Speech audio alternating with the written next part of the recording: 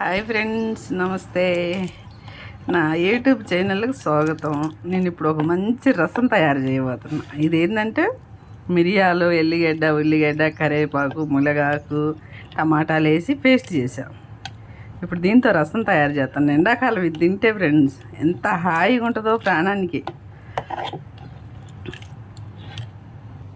రసాలు, పులుసులు, చారులు ఏమన్నా చేస్తే ఫ్రెండ్స్ ఇత్తడి గిన్నెలో చేయటం నాణ్యమంట. ఇత్తడి గిన్నెలో కానీ మట్టి కుండలో కానీ చేస్తే చాలా మంచిదంట. నేనైతే సంగటి చేసిన రసం, పప్పు ఏది చేసినా ఎక్కువ శాతం ఇత్తడి గిన్నెలోనే చేస్తాను. కొన్ని ఆరోగ్య చిట్కాలు పాటించాలి ఫ్రెండ్స్ బాగుండాలంటే.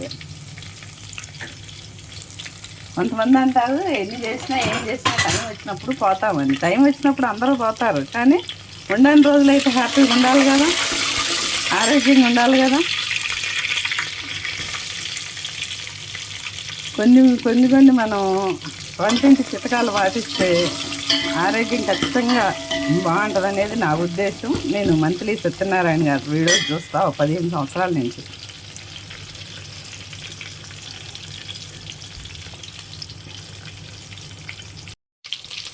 ఇందులో నేను అల్లం ముక్కలు, ఎల్లిగడ్డ, మిరియాలు, ఎండుమిర్చి అన్నీ వేసి పోపు పెట్టేసా. ఇంక ఇందులో సపరేట్ కారం అవసరం లేదు. ఇది చాలా బాగుంటుంది ఫ్రెండ్స్ ఎనర్జీకి.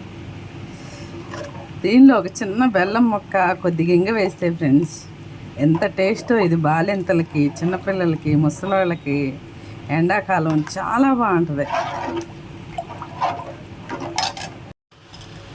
రసం మరుగుతుంటే అమృతంలాగా వాసన వస్తుంది ఫ్రెండ్స్. అమృతం తాగటం, అమృతం తినటం, స్వర్గం అందరికీ భూమి మీదే ఉంటాయి ఫ్రెండ్స్. మనం చేసే పనులను బట్టి, మనం తినే తిండిని బట్టి అలా ఉంటుంది. ఈరోజు నేను రసంకి తోడుగా రాగి సంగటి చేశాను. ఈ రెండు చాలా టేస్టే కాదు, ఆరోగ్యమే ఆరోగ్యం. మోడీ గారు ఇవే తింటాడంటే ఎక్కువ శాతం. అసలు ఆయన అన్నం తింటే చపాతీ తింటే కిచిడి, రాగి సంగటి,